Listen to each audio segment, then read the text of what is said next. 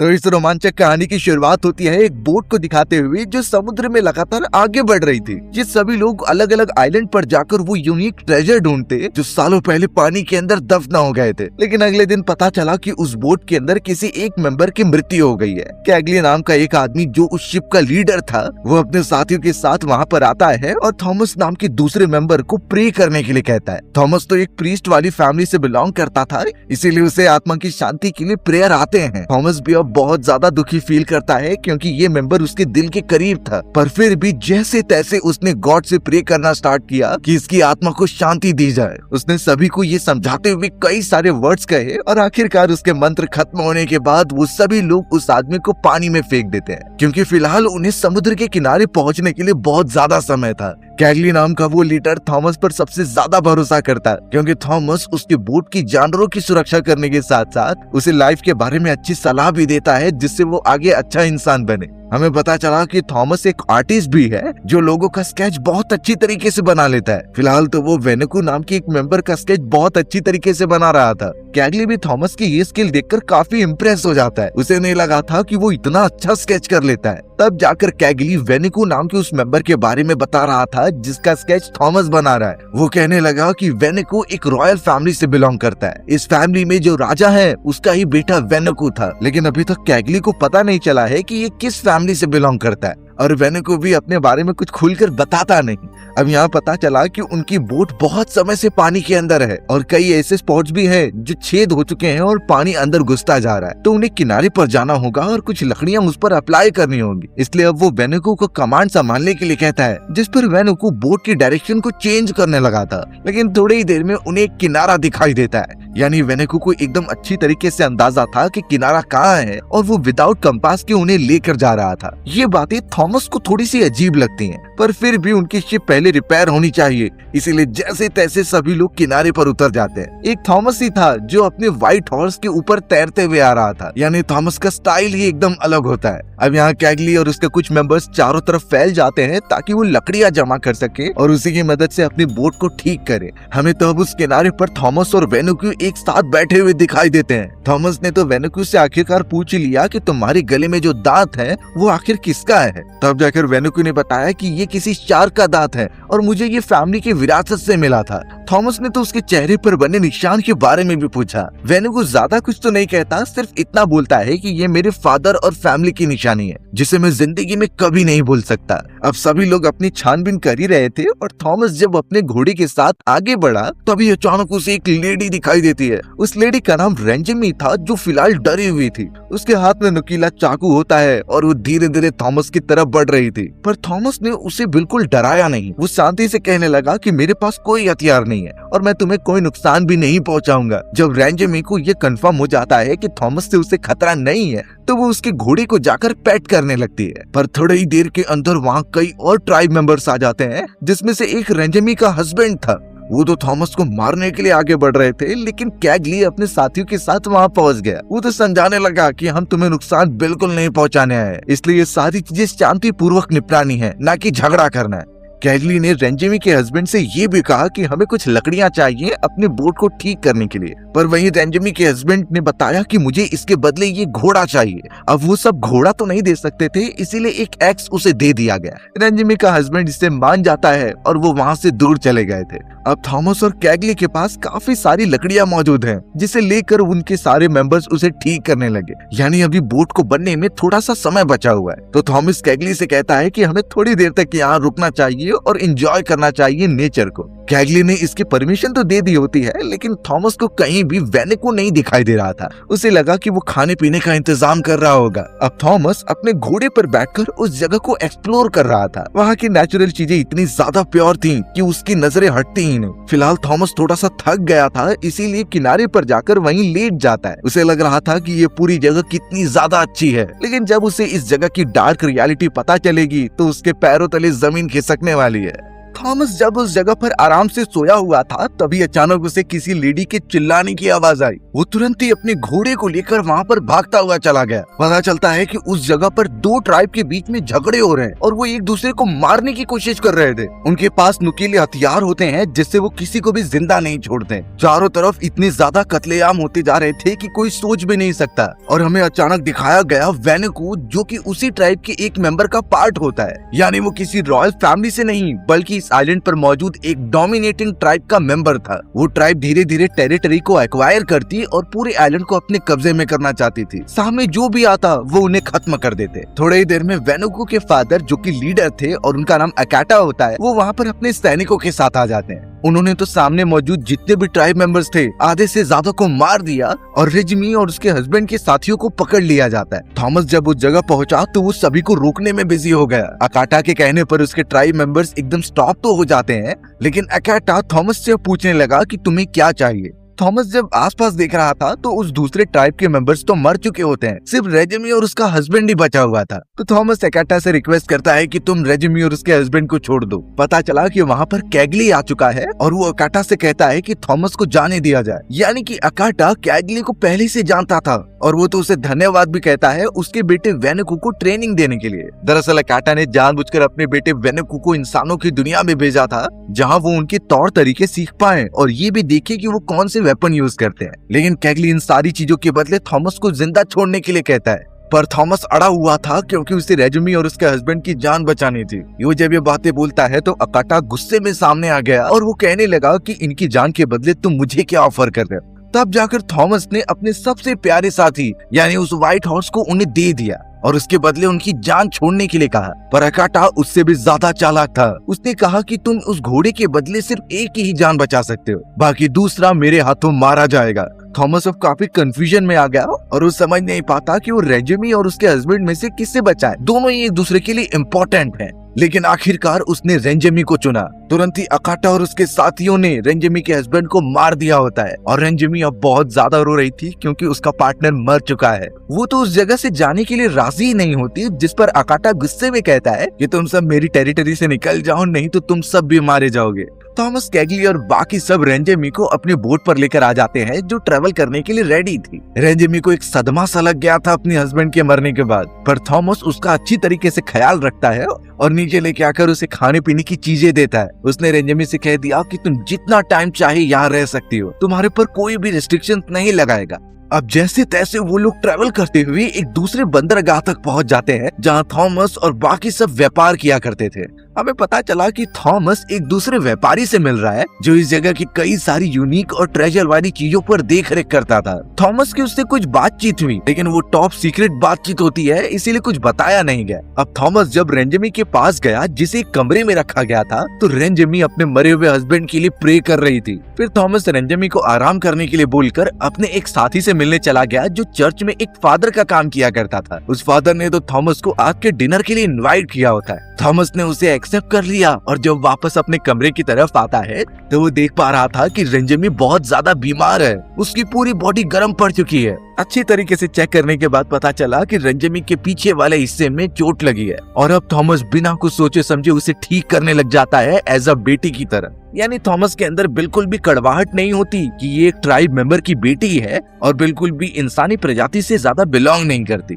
Thomas तो अब रेंजेमी का थोड़ा मोड़ा इलाज करके वापस आ जाता है डिनर पार्टी के लिए। वहाँ पर सारे बिजनेसमैन और गवर्नर्स होते हैं उस बंदरगाह के जो उस छोटी सी सिटी को मैनेज किया करते थे। थॉमस उन लोगों को अपने बारे में बताता है जो जानते नहीं थे और वो तो उसके साथ साथ एक इम्पोर्टेंट चीजें कहने लगा जो खतरा उनके ऊपर मंडरा रहा है, क्योंकि थॉमस को पता था कि गवर्नर और सारे लोगों ने मिलकर जो टेरिटरी अपनी सिटी की डिसाइड की है वो धीरे धीरे छोटी होती चली जाएगी, क्योंकि कुछ ऐसे ट्राइब मेंबर्स मौजूद हैं जो लगातार दूसरों के टेरिटरी पर हमला करके उसे अपने अंडर कर लेते हैं। और ये ट्राइब मेंबर कोई और नहीं बल्कि अकाटा और उसके साथी ही थे जिससे मुलाकात थॉमस ने पहले ही कर ली थी। सभी ये बातें सुनकर एकदम दंग हो जाते हैं और थॉमस ने कहा कि जो भी उनके अगेंस्ट जाता है वो उन्हें खत्म कर देते हैं। तो आगे चलकर हमें कई सारी मुसीबतों का सामना करना पड़ सकता है। गवर्नर्स और इन्वेस्टर्स सुनकर काफी ज्यादा घबराने लगे थे। अब उस जगह पर एक डॉक्टर भी होता है, जिससे कि थॉमस कह रहा था कि मेरे पास एक पेशेंट है और उसकी हालत खराब होती जा रही है, तो उसे ठीक कर दिया जाए। पर वो डॉक्टर कहने लगा कि हमारे पास मेडिकेशन की पहले ही कमी है और बची हुई जो मेडिसिन है वो यहाँ के रहवासियों के लिए है, न कि किसी दूसरी प्रजाति के इंसानों के लिए।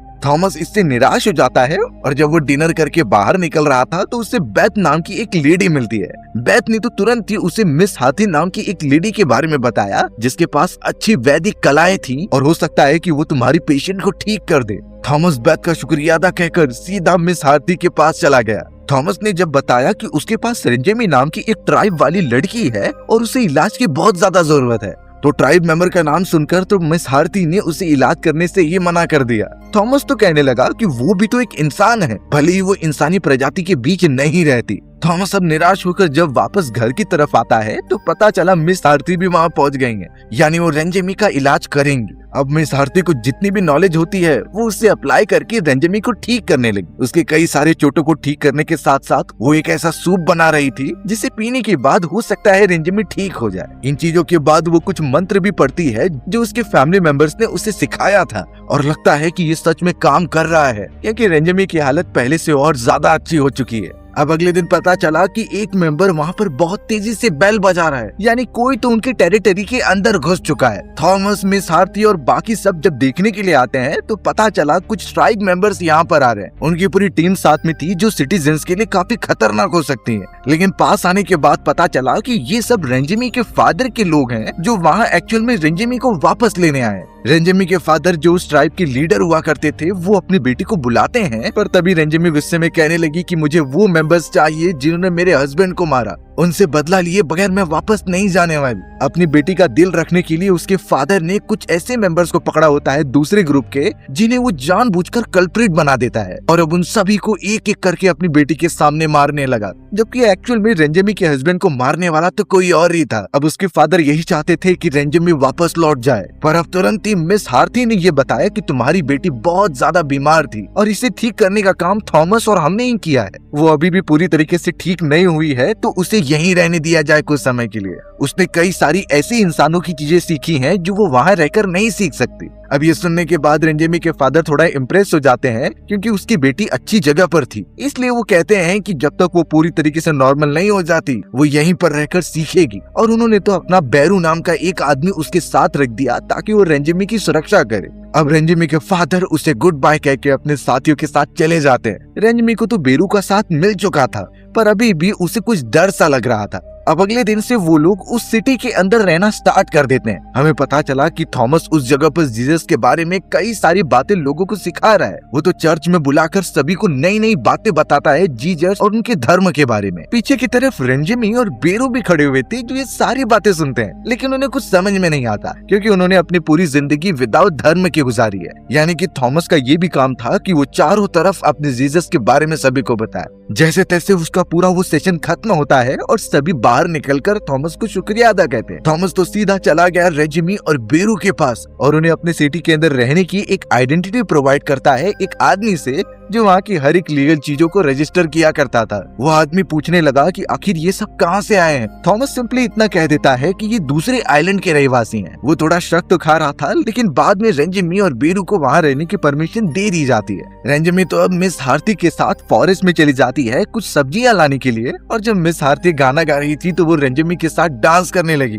रेंजेमी को भी बहुत अच्छा लगता है और वो हर एक स्टेप उससे मैच कर रही थी। वहीं जब हम चर्च में देखते हैं सभी को प्रे करते हुए, तभी हमें पता चला कि बेरू और बेथ की नजरें एक दूसरे से मिल रही हैं, यानी दोनों एक दूसरे को पसंद करने लगे थे। पर ये बातें बेथ के फादर को बिल्कुल अच्छी नहीं लगती, क्योंकि वो नहीं चाहते कि उसकी बेटी से कोई ऐसा रिलेशन बनाए जो हमारी प्रजाति से बिलोंग ही ना करता हो। बेथ के फादर इसके बारे में और ज्यादा कॉन्शियस हो गए। अब वही दोनों जब थॉमस के साथ आगे बढ़ रहे थे, तभी रेंजेमी की नजर एक डांस के ऊपर पड़ी। ये शहर में होने वाला एक ऐसा फंक्शन होता है जहाँ सभी ब्रिटिशर्स मिलकर अच्छे कपड़े पहनकर डांस किया करते। अब तो यहाँ आने के बाद रेंजेमी को डांस में इंटरेस्ट आने लगा था, इसीलिए वो थॉमस और मिस हार्थी से कहती है कि मुझे ये सीखना है। पहले तो थॉमस इसके लिए मना कर रहा था, लेकिन मिस हार्थी जान चुकी थी उसके मन का हाल, इसीलिए बिना किसी को बताए वो रेंजेमी को अच्छे कपड़े पहनाती है और उसमें रेंजेमी बहुत ब्यूटीफुल लग रही थी। इनफैक्ट तब जाकर थॉमस ने तो रेंजेमी को रात में होने वाली डांस पार्टी में भी इनवाइट किया और सभी लोगों के सामने पेश कर दिया।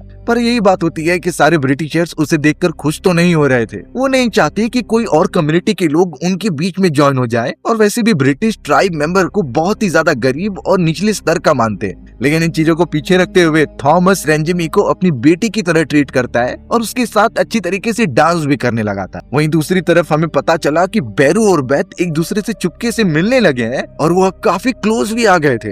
अब सब कुछ ठीक चल रहा था, लेकिन बेथ के फादर को बेरू और उसकी बेटी के रिलेशन के बारे में पता चल गया। उसे पहले ही इन ट्राइब मेंबर्स पर गुस्सा आता, इसलिए उसने अपने साथियों को बोलकर बेरू को मरवा दिया।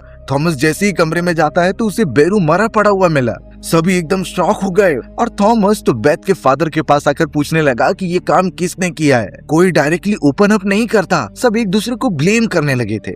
रेंजेमी को जब ये पता चला कि उसका साथी बेरू मर चुका है तो वो बहुत रोने लगी थी। उसे समझता नहीं कि आखिर अब वो अपने फादर को क्या जवाब देगी। अब बेरू की डेड बॉडी को वो अच्छी तरीके से प्रिपेयर करने लगे ताकि उनके कबीले वालों के पास भेजा जा सके। थॉमस ने डिसाइड किया कि वो खुद उसे लेकर जाएगा वहाँ पर। कुछ ही घंटों के अंदर एक मेंबर का नाम सामने आ जाता है जिसने कि बेरू को मारा था। सभी लोग उसे बहुत ज्यादा मिलकर मारने लगते हैं क्योंकि ये गलत काम है। भले ही बेरू एक दूसरी प्रजाति का है, लेकिन वो है तो इंसान ही। तुरंत ही उस मेंबर को हिरासत में ले लिया गया था, पर थॉमस सब सोच नहीं पाता कि वो उन ट्राइब मेंबर से कहेगा क्या। पता चला कि बेथ भी वहां आ गई थी बेरू की एक लास्ट बार देखने के लिए, और अगले ही मोमेंट में थॉमस अपने घोड़े के साथ बेरू को घसीट कर लेकर जाने लगा। पता चला कि मिस हार्थी और रेंजेमी भी उसके साथ जा रहे हैं। ट्रैवल करते हुए अब काफी रात हो गई थी तो वो एक जगह पर रुक गए। थॉमस तो रेंजेमी का स्केच बनाने लगा था और मिस हार्थी के बारे में पूछता है। हार्थी ने बताया कि कई साल पहले उसके हस्बैंड मर चुके थे एक वॉर के दौरान, और तब से वो इन ब्रिटिशर्स के बीच में आकर रह रही है, पर उसके अंदर भी चाह है कि वो अलग अलग ट्राइब मेंबर्स के बारे में एक्सप्लोर करे। अब लगातार आगे बढ़ते हुए वो सब उस कबीले वाले इलाके में पहुंच चुके थे जहां सभी ट्राइब मेंबर्स को जब पता चला कि बेरू मर चुका है तो वो अजीब तरीके की आवाजें निकालने लगे। ये कोई गुस्सा नहीं बल्कि उसके शांति का प्रतीक बता रहे थे। थॉमस ने तो एक्सपेक्ट किया था कि वहाँ के कबीले वाले काफी गुस्से में होंगे, पर वो बड़ी कामली उसे हैंडल करते हैं और सिर्फ इतना कहते हैं कि समय के साथ सब ठीक हो जाएगा। उन्होंने तो थॉमस को वहीं कुछ दिन आराम करने का परमिशन दी और थॉमस तो अगले दिन से ही सारी चीजें नोटिस करने लगता है। उसने वहाँ के लोगों के डेली रूटीन के स्केचेस बनाए और कई सारी चीजें मेंशन की जिससे वो स्टडी कर सके। पर तभी अचानक वहाँ पर गन शॉट की आवाज आती है। थॉमस डर के मारे सीधा उन्हें देखने के लिए चला गया था, पर वो अपने स्केच बुक वहीं भूल जाता है जिसे एक मेंबर ने अपने एक लीडर के पास छोड़ दिया। वो लीडर थॉमस द्वारा बनाई गई सारे स्केचेस को अच्छी तरीके से देख रहा था। वहीं थॉमस जब उस स्पॉट पर पहुंचा तो पता चला कि सारे ट्राइब मेंबर्स के पास गन मौजूद है और वो उससे शूटिंग प्रैक्टिस कर रहे हैं। उन सभी में तो रेंजेमी भी शामिल थी जिसने ये सारी चीजें अपने साथियों को बताई होती हैं, यानी अपनी प्रोटेक्शन के लिए वो सब भी हथियार उठाने लगे हैं। थॉमस को ये देखकर थोड़ा सा डर लगने लगा था क्योंकि इससे तो आगे चलकर लड़ाई स्टार्ट हो सकती है। और जब वो वापस कबीले में आता है तो वहाँ का लीडर उस किताब में दिखाते हुए पूछने लगा था कि इसमें कई लोगों की डेथ क्यों हो रही है। तब जाकर थॉमस अपने सपने के बारे में बताता है कि यहाँ आने से पहले उसे कई दिनों तक सपने आया करते। ये सपने रिलेटेड थे कई सारे ट्राइब मेंबर्स की मौत से जो किसी न किसी रीजन की वजह से अपनी जान दे रहे हैं। थॉमस उन सारे ट्राइब मेंबर्स से ये भी कह रहा था कि जरूर कोई खतरा तुम्हारे ट्राइब पर मंडरा रहा है, और देखकर साफ पता चल रहा था कि ये कोई और नहीं बल्कि दूसरे खतरनाक ट्राइब मेंबर अकाता की बात कर रहा है। लीडर समझ चुका था, इसीलिए वो डिसाइड कर लेता है कि वो उनसे लड़ने की टेक्निक बनाएगा। उसी रात हमें थॉमस और मिस हार्थी दिखाए गए जो एक दूसरे के काफी पास पहुंच जाते हैं और बहुत अच्छे मोमेंट शेयर करते हैं। अगले दिन ही थॉमस देखता है कि लीडर कई सारे मेंबर्स को टेक्निक सिखा रहा है ताकि वो अभी से ही पार्टिसिपेट कर सके युद्ध में। पर अगर कभी इनमें से कोई भी खतरनाक आदिवासी आपके सामने आ जाए और आपको कुछ समझे ही ना कि उनसे बचा कैसे जाए, क्योंकि उन्हें अगर जरा भी चांस मिलेगा तो वो आपकी जान ही ले लेंगे। तो इनसे बचने के बहुत ही सिंपल रास्ते हैं जो हर किसी को पता होने चाहिए। सबसे पहले तो ये सारे ट्राइब के लोग दूसरों पर इसलिए हमला करते हैं क्योंकि वो समझते हैं कि आप उनके ऊपर अटैक करने आए हो। तो अगर आपने अपने हाथ में जो भी वेपन लिए हैं उसे नीचे रख दो और ऐसा दिखाओ कि आप बिल्कुल भी अटैक करने नहीं आए हो, तो ट्राइब मेंबर थोड़ा सा पीछे हटते हैं। लेकिन अगर क्या हो कि ट्राइब मेंबर्स मांसाहारी और एकदम आदमखोर हों जो दूसरे प्रजाति के इंसानों को देखकर खा जाएं, तो इस केस में हमें ऐसा सोचना है कि हमारे सामने आदिवासी नहीं बल्कि एक खूंखार जानवर है, क्योंकि वो सब फॉरेस्ट में रहते रहते उनकी तरह ही बन गए होते हैं। अगर एक आदिवासी आपके पीछे आ रहा है पकड़ने के लिए तो जानवरों की तरह उसे भगाने के लिए एक अजीब सी आवाज कीजिए। ये आवाज कैसी भी हो उन्हें इरिटेट तो जरूर करेगी, और साथ ही साथ अपने आप को बड़ा दिखाने का ट्राई कीजिए ताकि उन्हें लगे कि आप उनसे ज्यादा ताकतवर हैं। दूसरी टेक्निक आती है कि आप पेड़ों के पीछे छुपकर अपने अपोजिट डायरेक्शन में पत्थर मारी। इससे उन्हें लगेगा कि आप दूसरी तरफ भाग रहे हैं और आपको चांस मिल जाएगा वहाँ से निकलने का। याद रहे कि आपको 1-to-1 फाइटिंग करने नहीं जाना है, क्योंकि वो आदिवासी कई खतरनाक और आपसे ज्यादा ताकतवर हो सकते हैं। लेकिन यहाँ थॉमस, जो कि उन सारे कबीले वालों के बीच में रह रहा था, वो दिखता है कि वहाँ का लीडर कैगली के आदमियों से बहुत सारी बंदूक खरीद रहा है, यानी वो एक युद्ध की तैयारी कर रहा था अकाता के अगेंस्ट में। थॉमस तुरंत ही जाकर लीडर को समझाने लगा कि ये कोई सोल्यूशन नहीं हो, इससे तुम्हारे कई सारे लोग मारे जाएंगे। लेकिन वो लीडर के सामने और कोई भी सोल्यूशन दिखाई नहीं दे रहा था अपनी प्रोटेक्शन करने का। तब जाकर थॉमस कहता है कि तुम्हें अकाता से हाथ मिला लेना चाहिए, उसे जितनी टेरिटरी चाहिए उसे दे दो और बाकी जगह पर अपने फैमिली वालों को लेकर रहो। लेकिन लीडर तो थॉमस को ही बोलने लगा, तुम जाकर अकाटा से बात करो। अगर अकाटा मान गया तो वो भी अपने हथियार नीचे रख देगा। यानी अब सारी चीजें थॉमस के ऊपर आ चुकी थी।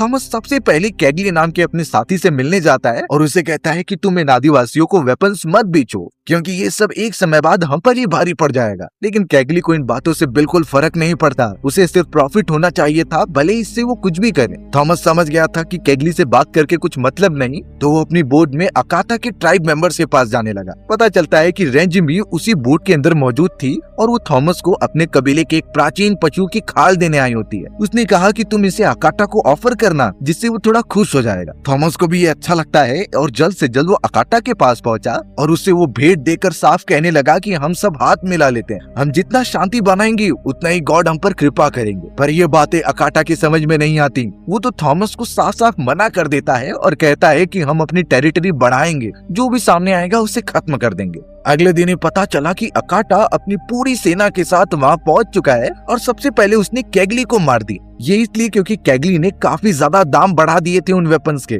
सभी साथी उनके मेंबर्स को खत्म करने लगे और एक तो थॉमस के ऊपर भी झपट्टा मार रहा था। अच्छी बात हुई कि रेंजिमी वहाँ पर पहुंच गई और एक बंदूक की मदद से उसे मार दिया। पता चला कि ये वही आदमी था जिसने रेंजिमी के हस्बैंड को मारा होता है। और अब थॉमस और रेंजिमी घोड़े पर बैठकर वहाँ से निकल जाने लगे। वो दोनों जल्द से जल्द अपने कबीले के लीडर के पास पहुँचते हैं और थॉमस ने तो कहना स्टार्ट कर दिया कि अकाटा की सेना यहाँ आ रही है। तो थॉमस कहता है कि अगर मेरी बोट पर कुछ मेंबर्स आ जाएं तो हम दूसरी तरफ जा सकते हैं। यानी वो भागने की बात कर रहा था, लेकिन लीडर ने साफ कह दिया कि हम मुंह दिखाकर नहीं भागेंगे। जहाँ हमारी संख्या कम होती है और दुश्मन कई ज्यादा।